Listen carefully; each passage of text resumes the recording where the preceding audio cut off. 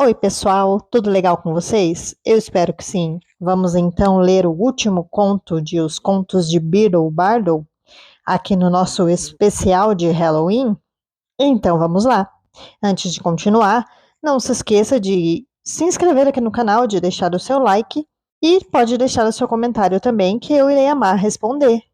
E como hoje é Dia das Bruxas, bom, feliz Dia das Bruxas a todos nós! Dois irmãos que estavam viajando por uma estrada deserta e tortuosa ao anoitecer. Depois de algum tempo, os irmãos chegaram a um rio fundo demais para vadear e perigoso demais para atravessar a nado. Os irmãos, porém, eram versados em magia, então simplesmente agitaram as mãos e fizeram aparecer uma ponte sobre as águas traiçoeiras. Já estavam na metade da travessia quando viram o caminho bloqueado por um vulto encapuzado, e a morte falou. Estava zangada por terem lhe roubado 3 vítimas, porque o normal era os viajantes se afogarem no rio, mas a morte foi astuta. Fingiu cumprimentar os 3 irmãos por sua magia e disse que cada um ganharia um prêmio por ter sido inteligente o bastante para lhe escapar.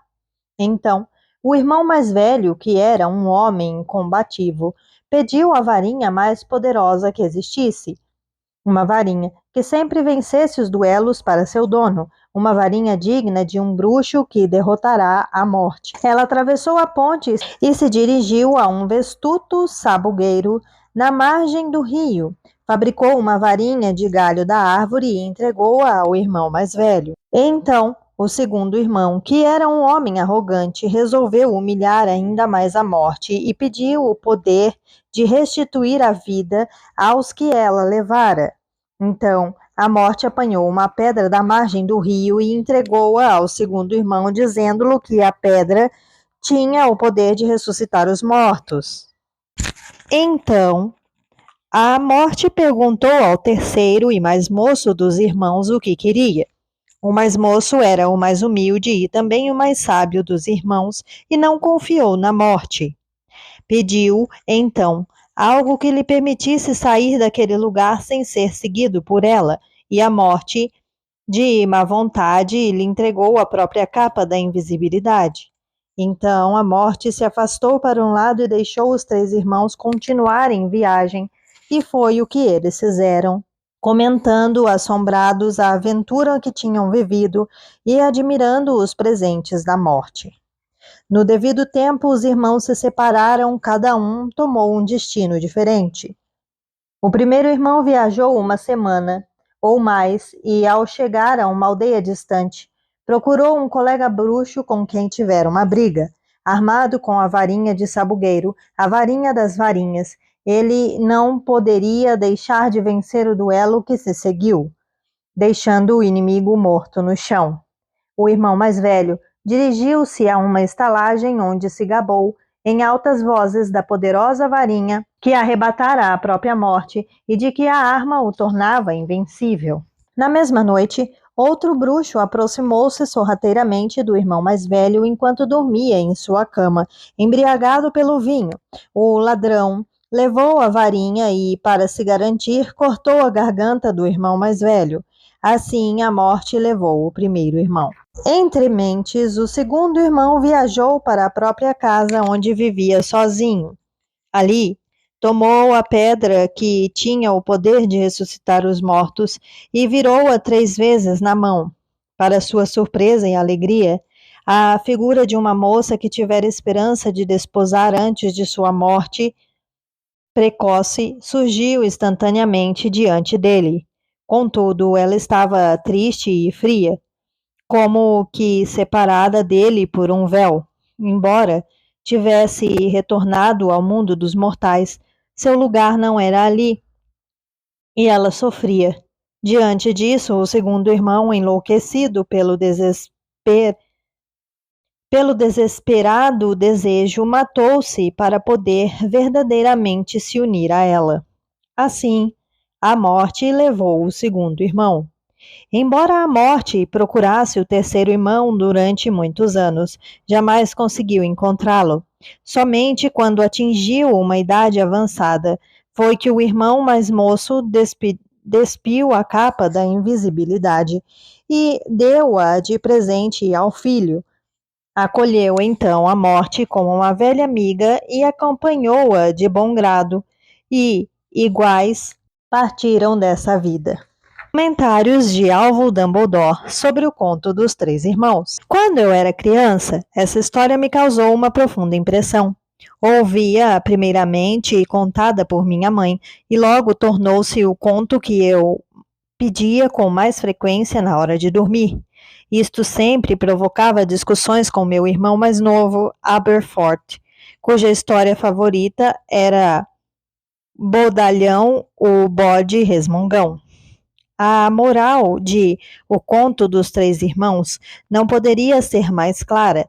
Os esforços humanos para evadir ou superar a morte estão sempre fadados ao desapontamento.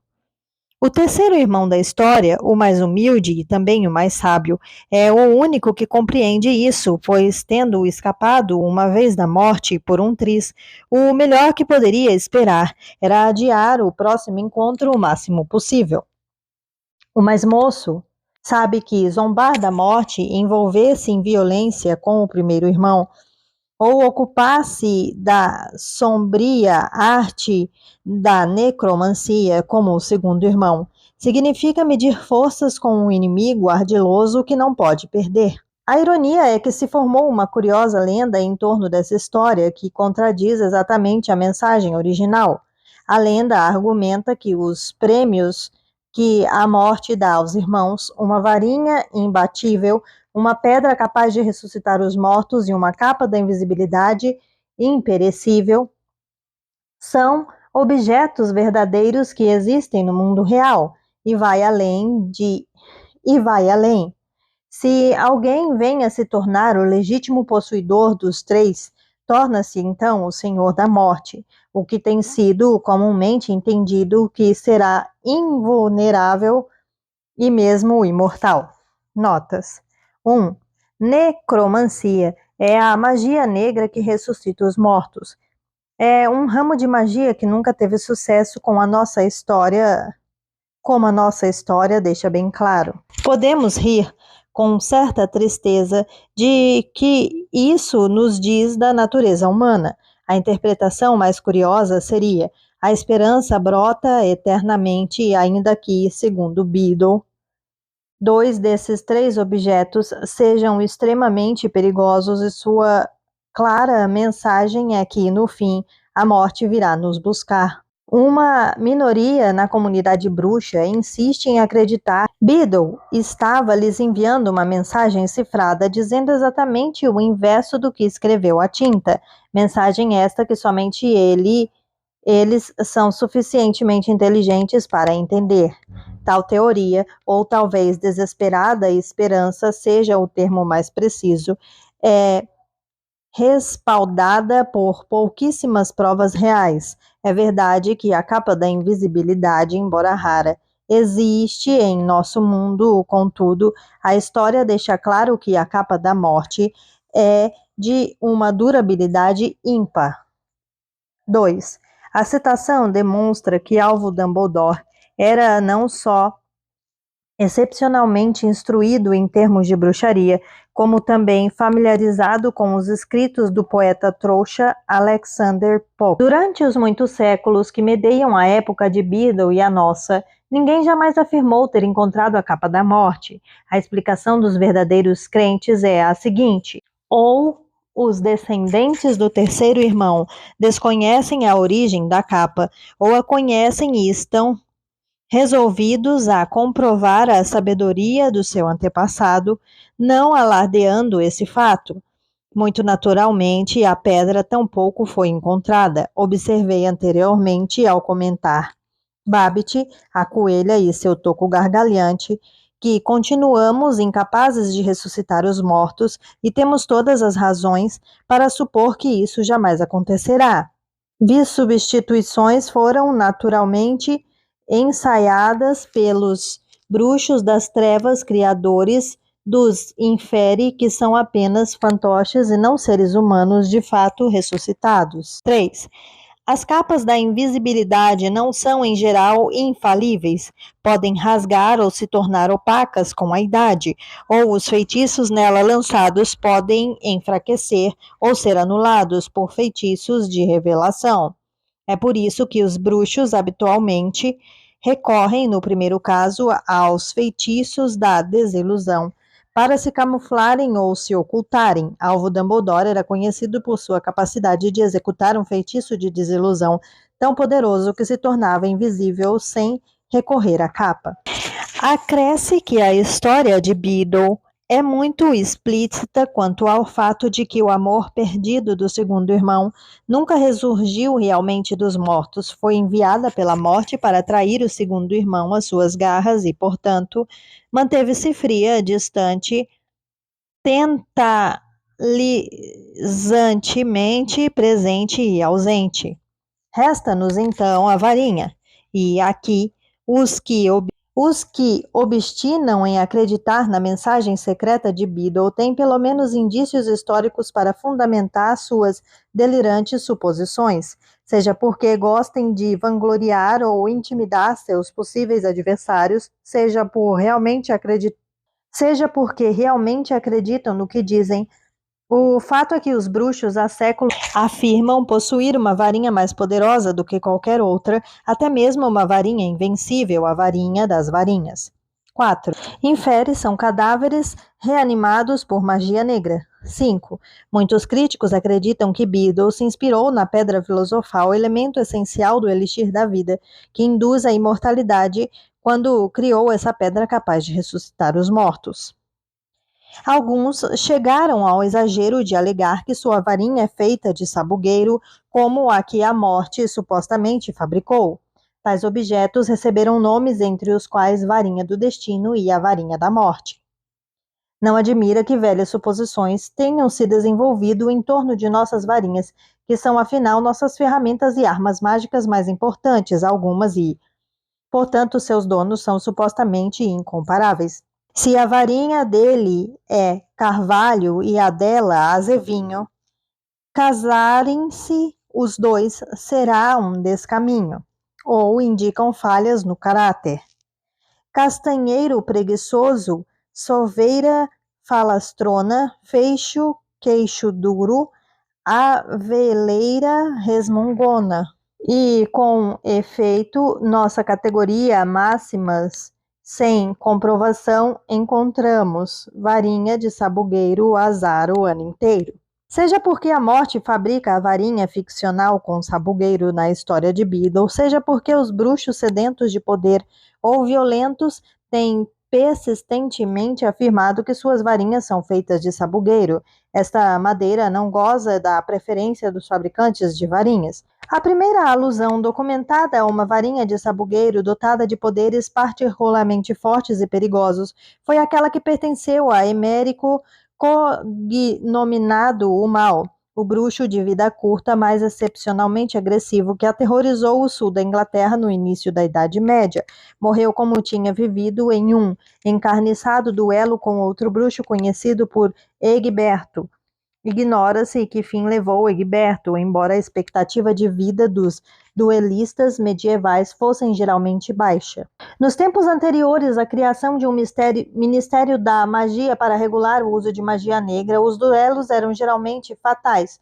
Um século depois, outro personagem desagradável do nome Godilot expandiu o estudo da magia negra, registrando uma coleção de feitiços perigosos com o auxílio de uma varinha descrita como Mia Amídiga, mais mulada e sutil, com corpo de sabugueiro que conhece caminhos de magia muito maligna. Magia muito maligna se tornou o título da obra-prima de Godilot. Como podemos observar, Godilot considera sua varinha uma colaboradora quase instrutora. Aqueles que estão familiarizados com as tradições das varinhas concordarão que elas realmente absorvem o conhecimento de quem as usa. Embora tal processo seja imprevisível e imperfeito, é preciso levar em consideração todo tipo de fatores adicionais, tais como as relações entre a varinha e seu usuário para compreender a eficiência do seu desempenho com determinado indivíduo. 6. Como eu. Ainda assim, é provável que a varinha hipotética que tenha passado pelas mãos de muitos bruxos das trevas teria, no mínimo, uma marcada afinidade pelos tipos de magias mais perigosos que há. A maioria dos bruxos prefere uma varinha que os tenha escolhido a qualquer outra de segunda mão, precisamente porque esta última terá adquirido hábitos de seu dono anterior que podem não ser compatíveis com o estilo de magia do novo dono. A prática comum de enterrar ou queimar a varinha com o seu dono quando ele morre também contribui para impedir que uma varinha aprenda com numerosos mestres.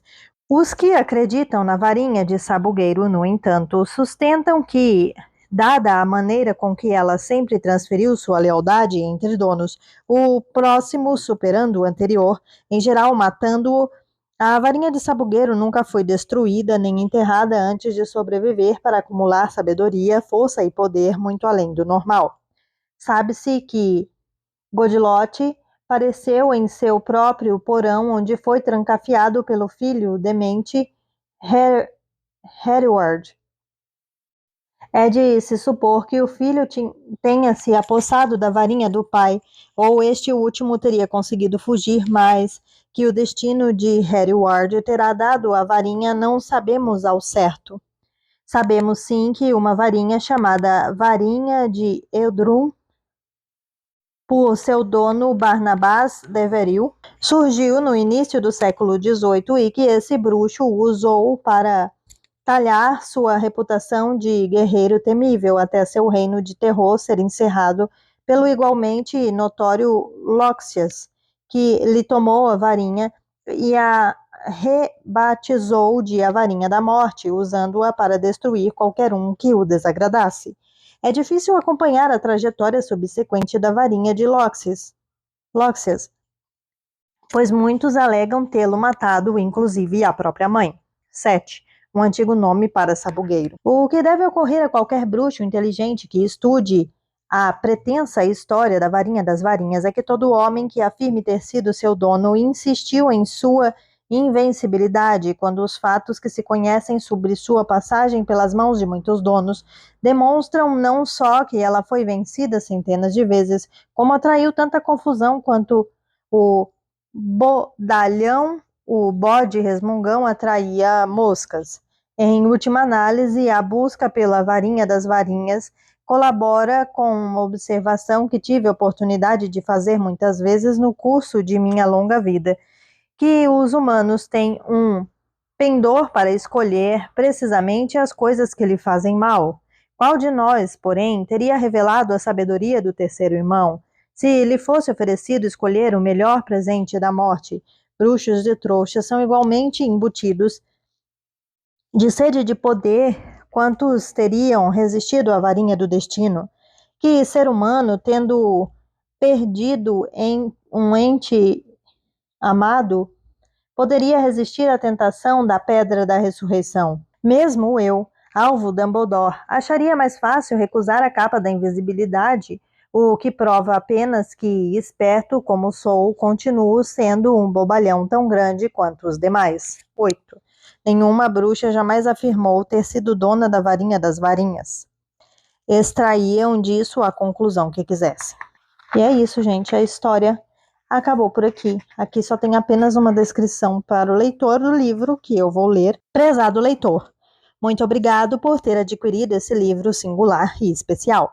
Gostaria de aproveitar a oportunidade para explicar o quanto seu apoio nos ajuda a fazer uma diferença real na vida de muitas crianças vulneráveis. Mais de 1 milhão de crianças vivem em grandes orfanatos por toda a Europa. Ao contrário do que comumente se acredita, a maioria delas não é órfã, são crianças separadas de suas famílias devido à falta de serviços comunitários, combinadas com a discriminação contra determinados grupos. A maioria das crianças nessas instituições ou é de deficientes ou pertence a uma minoria étnica ou vem de famílias pobres. Graças às condições nesses orfanatos, as crianças não têm senso de identidade individual e são privadas de cuidados amorosos de que precisam para crescer e desenvolver todo o seu potencial. Pesquisas já publicadas provam que a institucionalização de longo prazo prejudica a saúde e o desenvolvimento das crianças, reduz suas oportunidades na vida e lhes nega uma infância digna. Para mudar a vida de crianças que vivem em instituições e são marginalizadas e tentar assegurar que nenhuma geração futura passe pelo mesmo sofrimento, J.K. Rowling fundou a Lumos. A Lumos é uma instituição filantrópica que trabalha pela transformação de vida de crianças desamparadas para lhe dar voz e permitir que suas histórias sejam ouvidas. A Lumos tem como objetivo encerrar o uso de grandes orfanatos e promover meios que permitam às crianças viver com famílias, as próprias famílias adotivas ou de pais adotivos nacionais, ou em pequenos lares comunitários.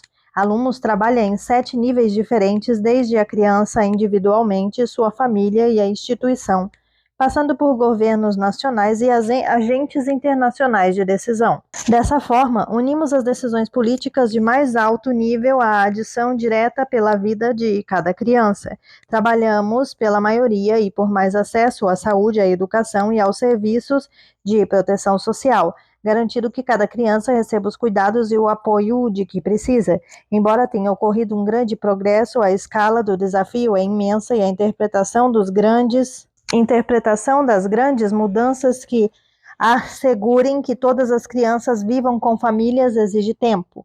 Não é apenas uma questão de fechar as instituições. Cada criança necessita de um local familiar planejado individualmente que atenda às suas necessidades e respeite seus direitos. Ao mesmo tempo, devem ser desenvolvidos serviços comunitários para evitar que as crianças sejam separadas de suas famílias e internadas em orfanatos. Isso exige mudanças significativas na atitude e na crença de políticos, profissionais e de toda a sociedade. Precisamos de fundos para ampliar e reproduzir nosso trabalho, para alcançar o maior número de países e ajudar um número ainda maior de crianças tão desesperadamente necessitadas. Somos verdadeiramente gratos por seu apoio na compra deste livro. Esses fundos vitais permitirão a Lumos dar continuidade às suas atividades, oferecendo a outras centenas de milhares de crianças a oportunidade de uma infância verdadeira e de um futuro de verdade. Para nos conhecer melhor e saber como participar do nosso esforço, visite-nos em www.lumos.org.uk. Muito obrigada, Georgette Miller, diretora executiva da Lumos. Até a próxima. Tchau.